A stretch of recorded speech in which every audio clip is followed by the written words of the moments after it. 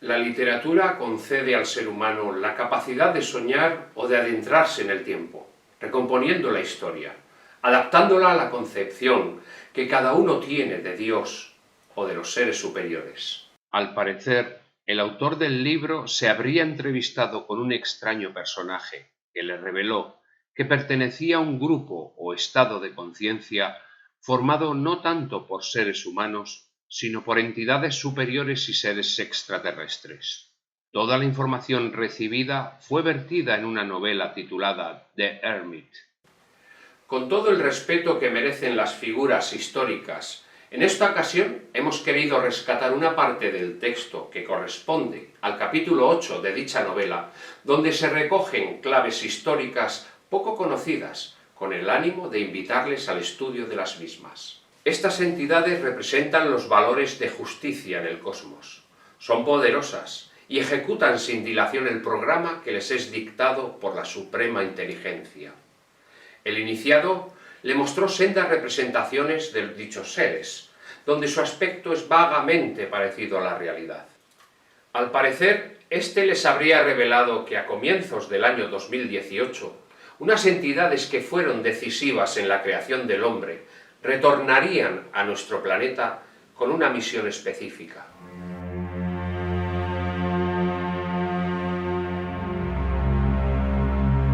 Las conjunciones planetarias de Júpiter, Saturno y Plutón en el signo de Capricornio en los próximos 2 años han propiciado la presencia de estas entidades.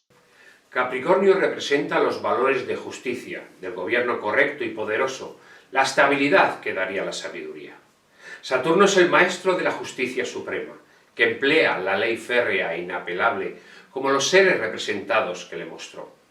Plutón representa la muerte de las ideas políticas sociales, que se renuevan con el tiempo.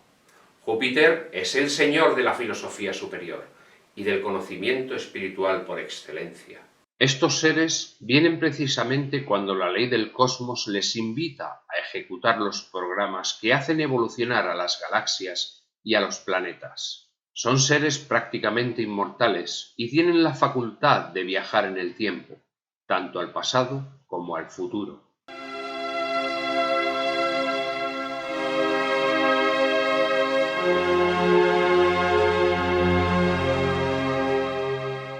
Según este iniciado, le contó que estamos entrando en la era de Acuario, por lo que los valores propiciados por la era de Piscis, como las religiones, los héroes, los mitos y los arquetipos místicos, deberán dejar paso a la ciencia, a la inteligencia y al humanismo. El objetivo de este gran plan que llevan a cabo estas entidades tiene que ver con la liberación del ser humano, de los diferentes dioses tradicionales, de las castas sacerdotales y de los mitos ponderados, adulterados y exagerados por estas castas. También nos viene a decir que en el futuro lo que primará será la vida, el hombre, la asamblea, el humanismo, la ciencia y la investigación. Nos dice que no busquemos en los cielos ni en los infiernos la supuesta salvación de estos dioses, que nos dispongamos a poner en marcha de una vez por todas la inmensa fuerza que radica en el ser humano solidario, comprometido con la vida, con el progreso y con la ciencia. El iniciado afirmó que el hombre es el causante de haber creado las castas sacerdotales, los iluminados y a los falsos dioses que han propiciado los fanatismos, las guerras santas, las justificaciones perversas y depravadas, con el fin de someter, imponer y matar en nombre de dioses erróneos y falsos. En los próximos años, estos dioses y mitos serán desacreditados y presentados por los investigadores como seres humanos mediante la revelación de documentos escondidos e informaciones negadas y adulteradas por los dogmáticos de las castas dominantes. Lo más asombroso y por supuesto inédito que le fue revelado es que simultáneamente a la salida de la novela, en este tiempo preciso de tales conjunciones planetarias, estas entidades llevarían esta información al pasado mediante un viaje en el tiempo. Le repitió reiteradamente que con este hecho no se pretendía cambiar el pasado, sino de verter en el inconsciente colectivo, que algunos lo llaman registros acásicos, la información precisa para que las nuevas generaciones no asuman las mentiras, las exageraciones y las adulteraciones vertidas por dichas castas sacerdotales, políticas o sociales. Según el iniciado, esta información no se podía verter solo en el inconsciente colectivo mediante un viaje al pasado, sino que se precisaba de la divulgación pública mediante libros, mensajes o vídeos. Pues como prescribe el principio hermético, lo que es arriba debe ser abajo. El iniciado le rogó al autor de la novela que lo divulgara y le diera imagen, y el autor asumió dicho compromiso. El iniciado, después de la entrevista, desapareció de la misma forma anómala que apareció, sin dejar rastro alguno.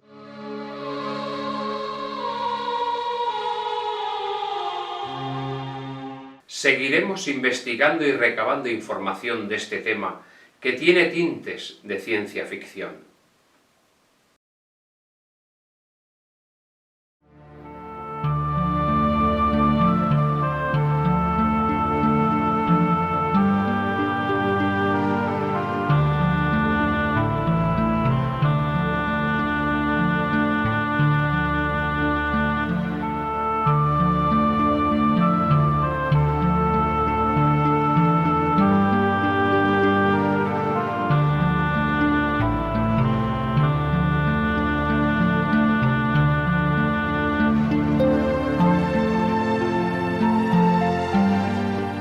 Dios está en cada halo de vida, en el ser humano, en las estrellas y sobre todo en el amor, la solidaridad y la fuerza de la colaboración entre todos. Dios está en nuestro poblado y en las actividades que desarrollamos cada día.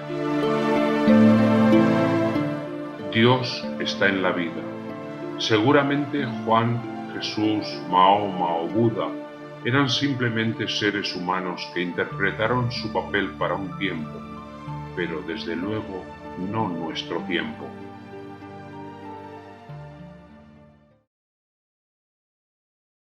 Bien, amigos, os he citado hoy aquí para hablaros de la idea que queremos transmitir. La idea general es acelerar el concepto de solidaridad entre los seres humanos, suprimiendo en la medida que podamos el concepto jerárquico que ha gobernado el mundo desde hace milenios y que nos ha llevado al actual estado de aniquilamiento que estamos viviendo. Nuestra primera idea es presentar el trabajo no como una idea de los ermites, pues bastante sufrimiento tienen ya como para poder incentivarles más persecuciones e incomprensión. Ya sé que todos queréis ayudar, pero debemos ser cautos. Debemos presentar el documento como algo que llegue sobre todo a los seres humanos que no han despertado todavía a los valores de solidaridad que todos nosotros vivimos día a día. En las contadas ocasiones en que Jean Renaud hablaba en público, se establecía una silenciosa dependencia de admiración, no solo por su pelo blanco y su tierna mirada, sino por su reposada sabiduría. Seguramente sabréis que en el año 325 se celebró el Concilio de Nicea, por el cual se nombró a Jesucristo Hijo único de Dios y por tanto Dios a semejanza de su Padre. Aquel infame acto de desobediencia a la ley de la suprema inteligencia instauró toda una jerarquía o casta de sacerdotes, obispos, cardenales, etc. Esa casta, al igual que en otros tantos cultos o religiones, ha creado a lo largo de la historia más crímenes, guerras, desmanes, aberraciones y dolor que cualquier otra clase humana. Y todo se hizo en nombre de Dios.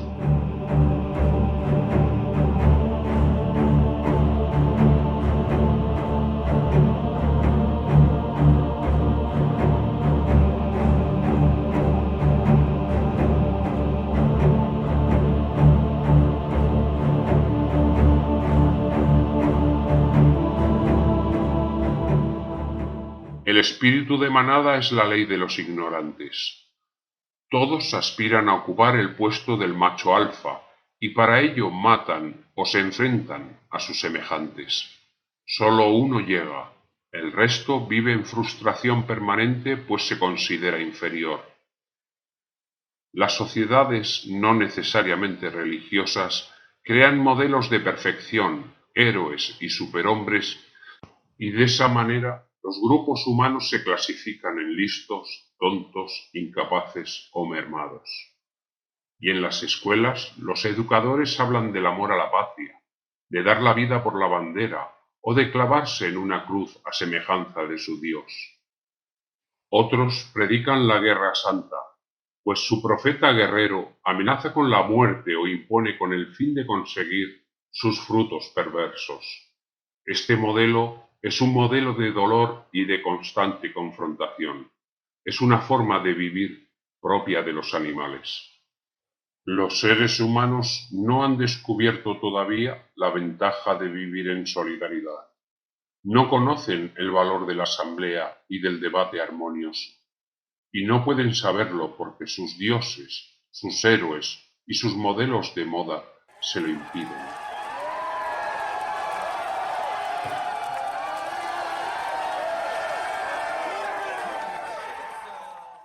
La idea de divulgar esto que les estoy diciendo no es para convencerles de las ventajas de esta forma de vida, sino mostrar el lado humano, imperfecto y mermado de sus dioses, de sus héroes y de sus modelos. De esta manera, al ver que también sus mitos tienen imperfecciones, podrán subir su autoestima y buscar por sí mismos otras fórmulas de vida. Hemos pensado en Jesucristo por ser a nivel de rango el que ocupa el grado de la deidad. Vamos a contar la verdadera historia de Jesús, presentándole como un ser humano, con sus imperfecciones y limitaciones.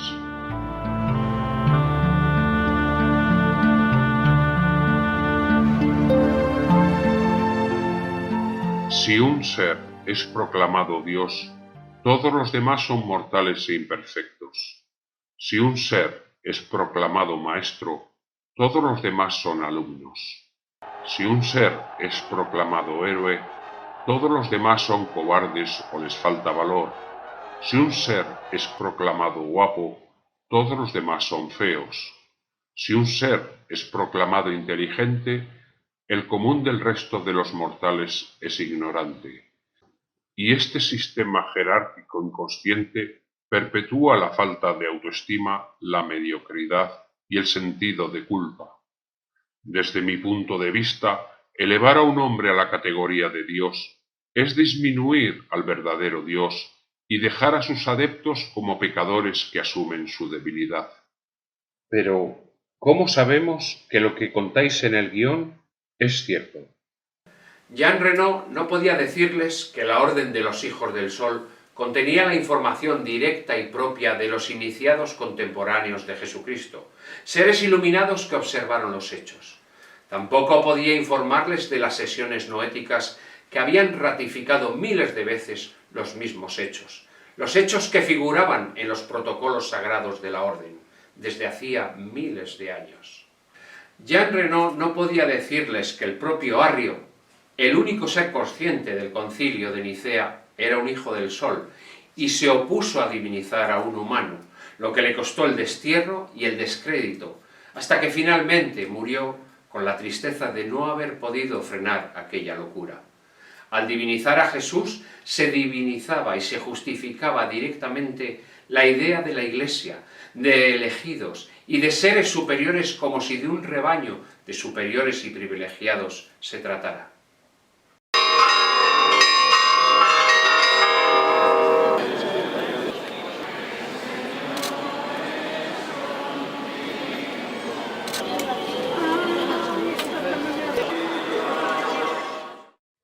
Jesús jamás pretendió ser Mesías. Siempre afirmó que él era hijo del hombre y que el poder estaba afuera, en el cielo. Él conocía el karma del que se nombra Dios a sí mismo y crea una secta. Y cuando le llamaban maestro, él se enfadaba y decía que el único maestro estaba en el cielo.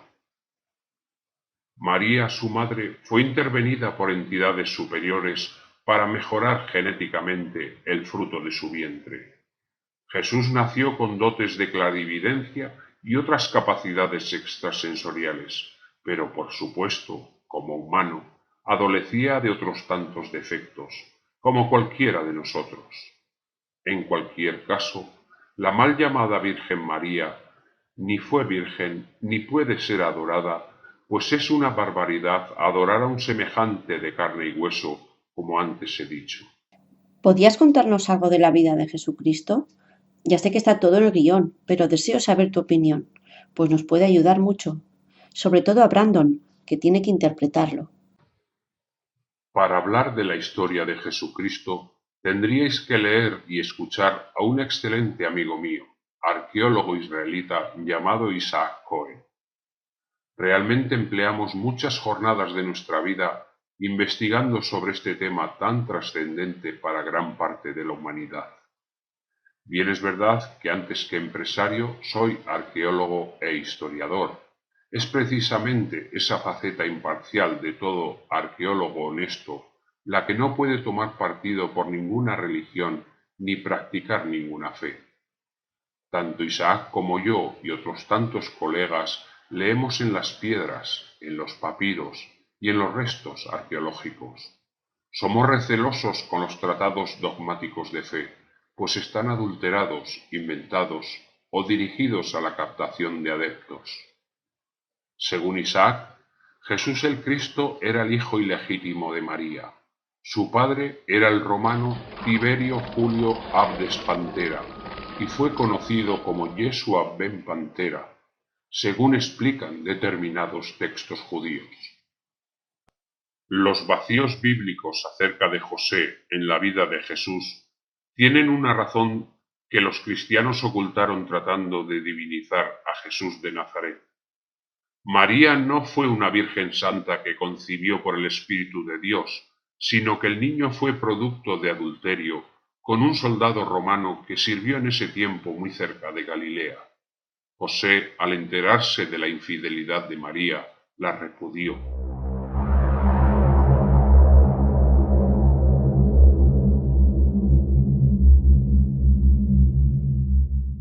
Una de las fuertes tesis del judaísmo ortodoxo es cuando se refiere a que el Nuevo Testamento nunca presentó a Jesús de Nazaret como el hijo de José, Yeshua ben Yosef.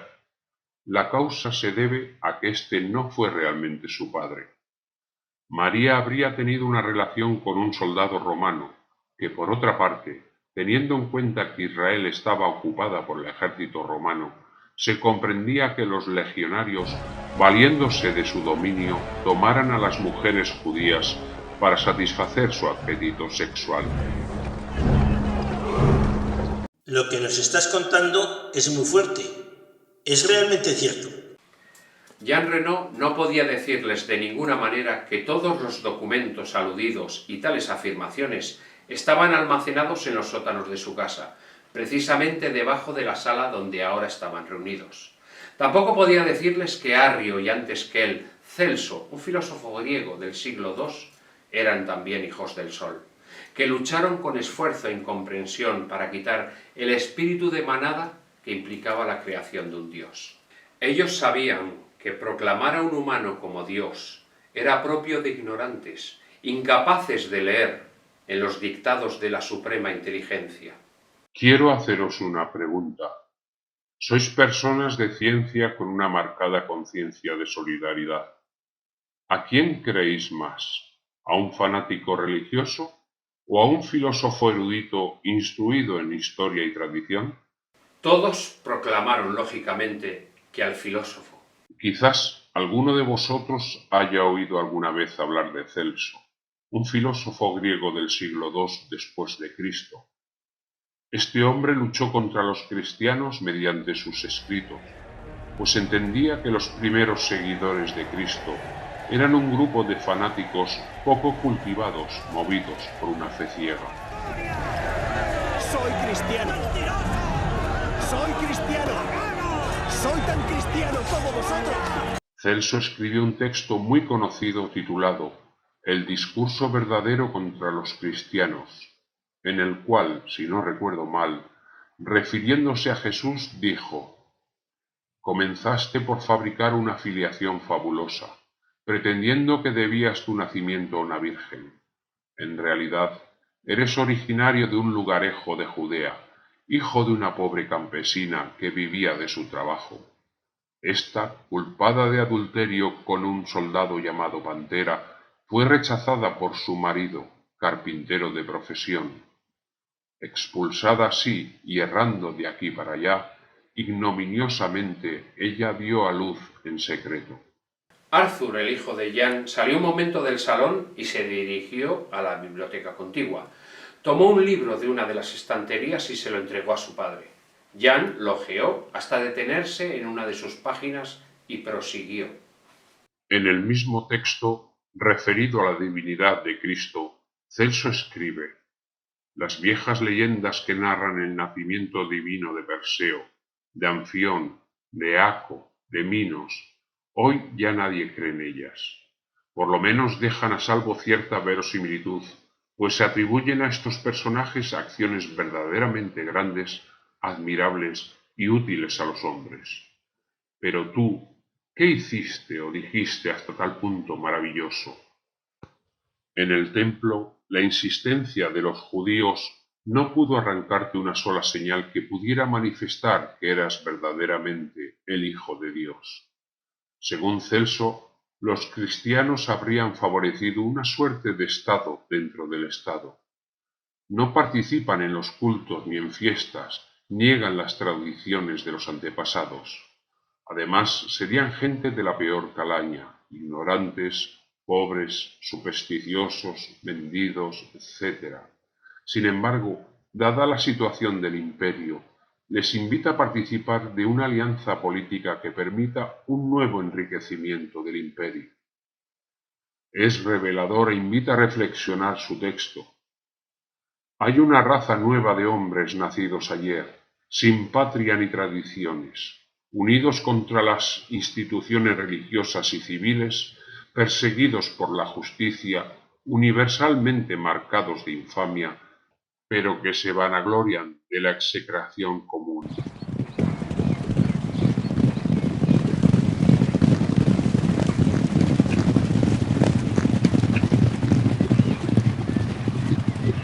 Todos los actores estaban encantados con el testimonio de Jean Renaud.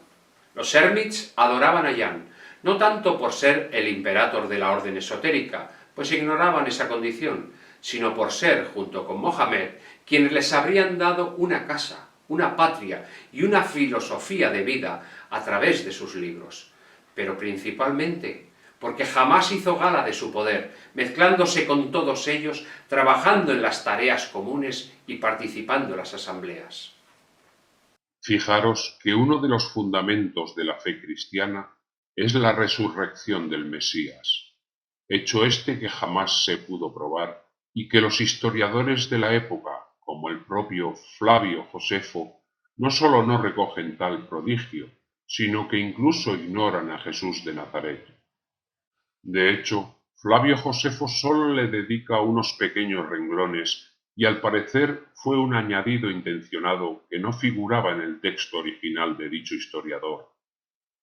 Volviendo a Celso, leo textualmente su crónica en relación a la supuesta resurrección de Cristo, que dice: ¿qué razones os autorizaban a creer que él era hijo de Dios?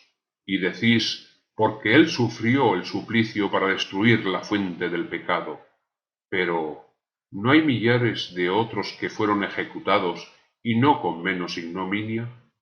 ¿Qué razón, a fin de cuentas, os persuade de creer en él? ¿Es porque predijo que después de muerto resucitaría? Pues bien, sea, admitamos que hubiera dicho eso. ¿Cuántos otros esparcen también maravillosas fanfarronadas para abusar y explotar la credulidad popular? Zamosis de Citia, esclavo de Pitágoras, hizo otro tanto, según se dice, y el propio Pitágoras en Italia. Y Ramsonid de Egipto, de quien se cuenta que jugó a los dados en el Hades con Deméter, y que volvió a la tierra con un velo que la diosa le había dado. Y Orfeo entre los Odrises, y Protesilao en Tesalia, y Hércules y Teseo en Tenarés. Convendría previamente examinar si alguna vez alguien realmente muerto resucitó con el mismo cuerpo. Desde el punto de vista arqueológico, Isaac, mi querido amigo, aporta un testimonio lítico muy interesante, pues se excavó un osario con el nombre de Panteros en una tumba judía del siglo I, en Jerusalén, por Claremont Ganneau en 1891, y nos ha dado evidencia adicional de que el nombre de Pantera estaba en uso en Palestina por los judíos en el siglo I. Además, teniendo en cuenta la edad de este personaje, era muy probable que estuviera destacado como fuerza de ocupación en las mismas fechas del nacimiento de Cristo. Esta lápida, encontrada en 1859 en Wingerbruck, Alemania, era una de las 10 encontradas en dicho lugar. Desde el punto de vista arqueológico, este testimonio tiene más solidez que las afirmaciones de los adeptos de tal o cual doctrina. Esta es la lógica de un arqueólogo o historiador comprometido con la investigación. A falta de fuentes históricas imparciales que hablaran de Jesucristo, tuvimos que recurrir a los testimonios más fiables de aquel tiempo, puesto que los seguidores del supuesto Mesías, tal y como afirmaba Celso, exaltaron y fabularon los milagros de Jesús hasta alcanzar el rango de sobrenatural, y por sistema nunca valoramos los testimonios de los adeptos respecto de su maestro, nunca son imparciales.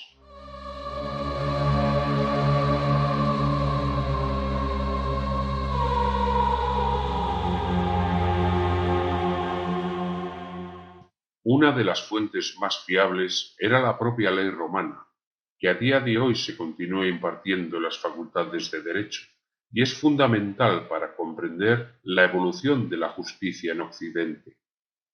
Pues efectivamente, Jesucristo fue juzgado y condenado en un procedimiento judicial por pretender el trono de Israel. Y esto es un hecho sólido.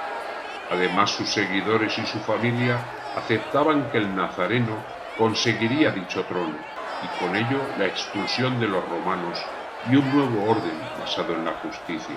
Desgraciadamente, con su muerte, todas esas ilusiones se vinieron abajo, y a partir de ese fracaso nace entonces la figura mesiánica de Jesucristo, cuando la realidad objetiva es que Jesús era un ser absolutamente desconocido para el orbe mundial entonces conocido, que tuvo una actuación corta y reducida en Jerusalén, y que su propósito no era crear una iglesia ni redimir al mundo, sino ocupar un trono y liberar su país de la invasión romana. Fue Pablo y sus seguidores los que inventaron el mesianismo de Jesús.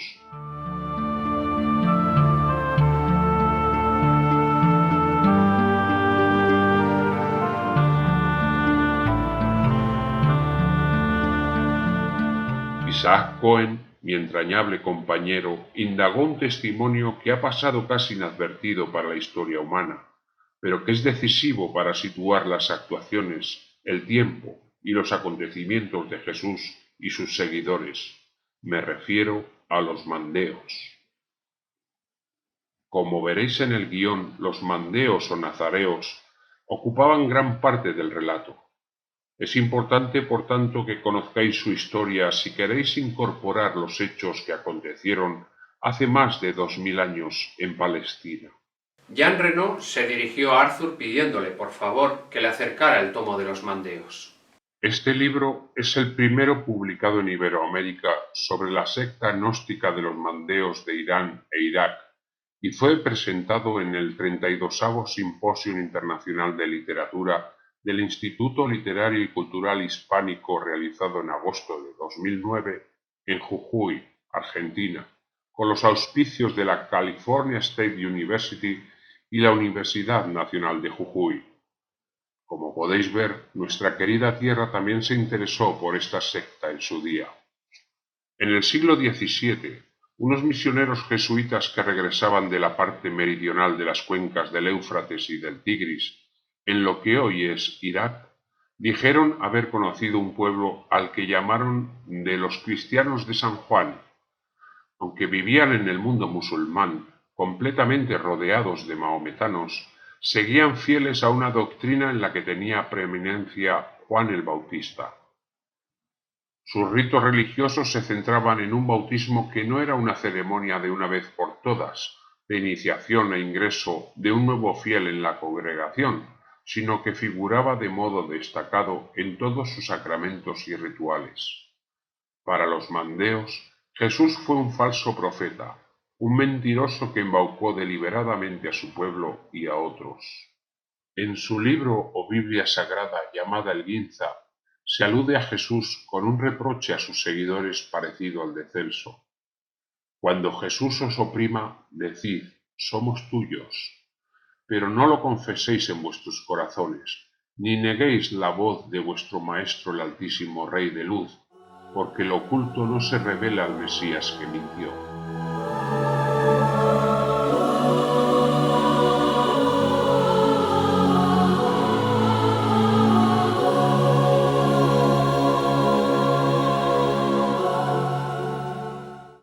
Los pocos mandeos que quedan en el mundo conservan su propio idioma y alfabeto, ambos derivados del arameo, que era la lengua que hablaban Jesús y Juan.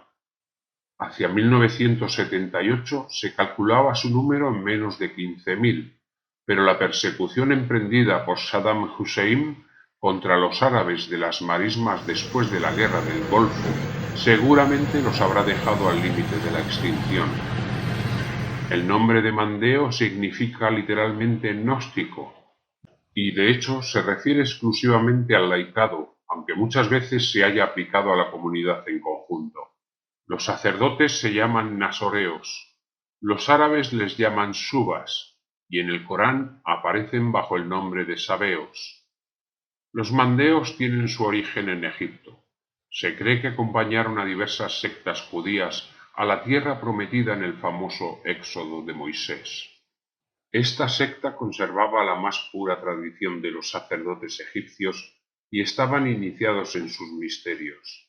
Eran, y son aún hoy, seres de paz, no comen carne y niegan el celibato. Su maestro de luz era el propio Juan el Bautista, fiel seguidor de la doctrina pura esotérica traída de Egipto.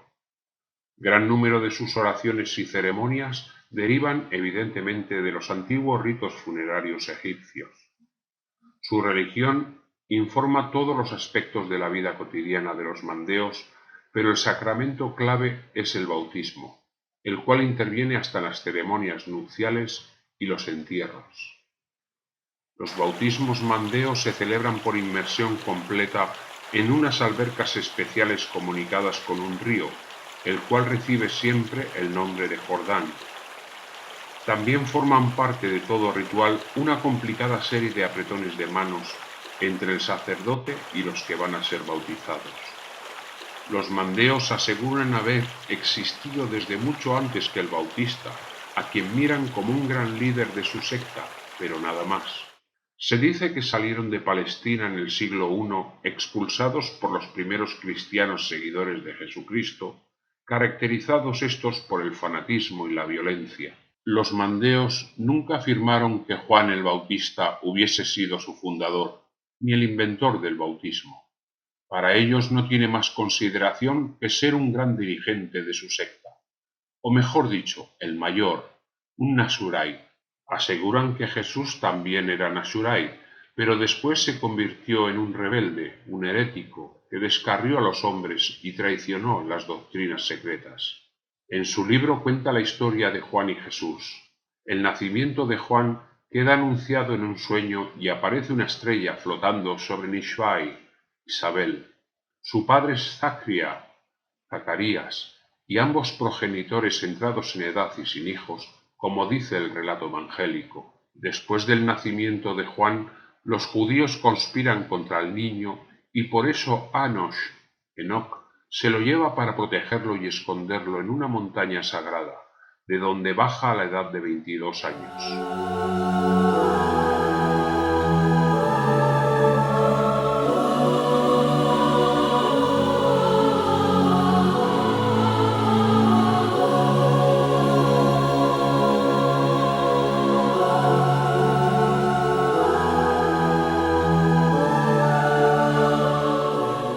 luego se convierte en caudillo de los mandeos, representado además como sanador muy dotado.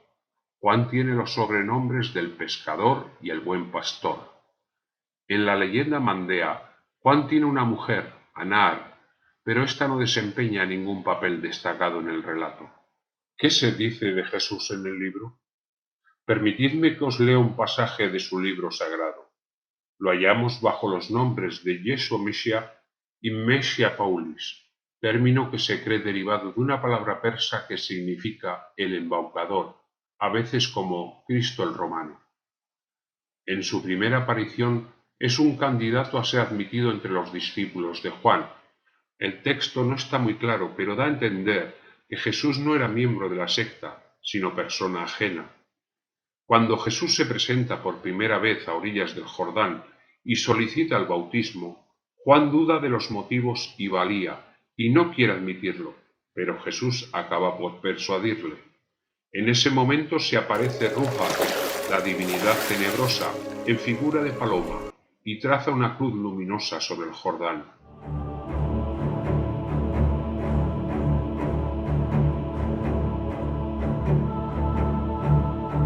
La narración de estos pasajes históricos estaba fascinando a los actores, que en forma despreocupada yacían sobre el suelo, absorbidos por el encanto narrativo de Jan. Como podéis entender, Jesucristo no pudo realizar los milagros que se citan en los textos, mal llamados sagrados, sin haber recibido una instrucción o enseñanza precisa. Es imposible que aprendiera el arte de curar cepillando la madera o haciendo sillas al lado de su supuesto padre, José el carpintero. Jesús viajó a Alejandría, al igual que lo hiciese en su momento Juan el Bautista, y el propio Jesús aprendió de los magos y yogis de Oriente. Os recomiendo igualmente que leáis la historia de un personaje contemporáneo a estos dos últimos, y me refiero a Apolonio de Tiana, un ser milagroso al que se le atribuyen milagros superiores a los que hizo Jesús, que al igual que en el caso anterior, viajó a la India, aprendiendo todo ello de los sacerdotes y sabios de aquellas latitudes. Podréis ver inevitablemente que los milagros atribuidos a Jesús son idénticos a los de Apolonio. Esto nos hace pensar que los primeros cristianos copiaron la vida de Apolonio atribuyéndosela a Jesús. De la lectura que os he hecho hace un momento, los mandeos llaman a Jesucristo Cristo romano. ¿Por qué romano? ¿Acaso sabían estos que el nazareno era hijo del pantera? Cuando Jesús regresa a Palestina hacia los 29 años, comienza su predicación, pero es ignorado, pues sólo los sacerdotes consagrados podían dirigirse al pueblo. Es por esto que Jesús solicita la ayuda de Juan, que era el maestro reconocido por todo el pueblo, como el Señor de la tierra, elevado y respetado hasta por el propio rey Herodes. Juan, forzado por su condición de parentesco, se ve obligado a admitirlo en la secta, pero para entrar en ella y ser nombrado sacerdote era preceptivo estar casado. De ahí el matrimonio que formaliza con la famosa María Magdalena, con la que vivió en vida matrimonial normal como cualquier otro judío. Pasado el tiempo, y Jesús dotado de una enorme ambición y animado a su vez por su familia, necesitaba crear su propio grupo de seguidores y aspira al trono de Israel. Finalmente, cuando Juan muere, Jesús se ve liberado de la obediencia debida y lidera una nueva alternativa. Sus seguidores emprenden entonces una feroz lucha contra los mandeos seguidores de Juan, que se ven forzados a abandonar Palestina. ¿Actuó bien Jesús? Nadie puede saberlo, puesto que seguramente su destino estaba trazado por las entidades que en todo momento le ayudaron y le inspiraron. Juan representa la sabiduría esotérica, reposada, aristocrática, silenciosa y autorrealizada en el estudio, el compromiso y el servicio. Jesús, por el contrario, representa la parte exotérica, es decir, el que pone en escena lo que estaba reservado a unos pocos. Jesús fue más el actor, el que llega a las masas, mientras que su maestro Juan solo llega a unos pocos. Seguramente os preguntaréis por qué Jesús conseguía tal magnetismo.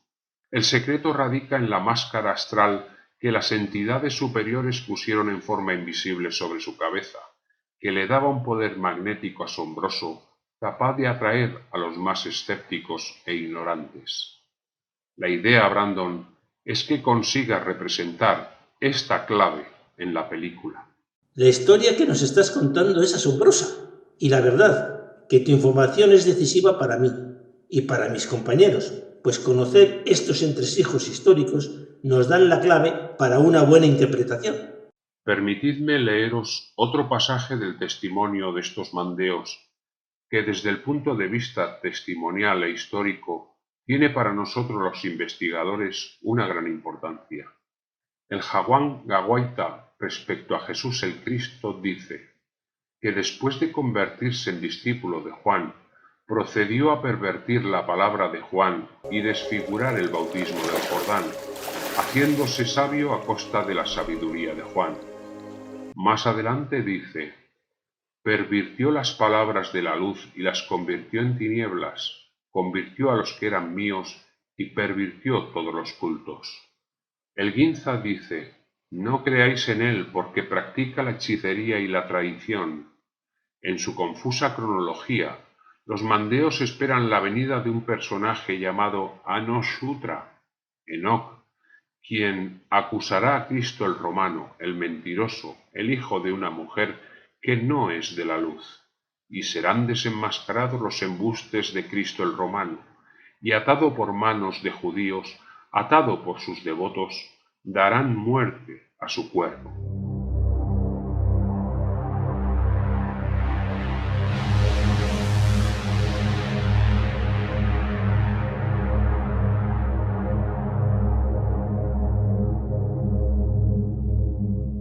Otro detalle que invita a reflexionar es el hecho conocido de que los mandeos se establecieron en Harran de Mesopotamia. Hasta el siglo X hubo allí una secta o escuela llamada de los sabeos, a quienes se atribuye gran importancia en la historia del esoterismo. Eran filósofos herméticos y herederos de la hermética egipcia.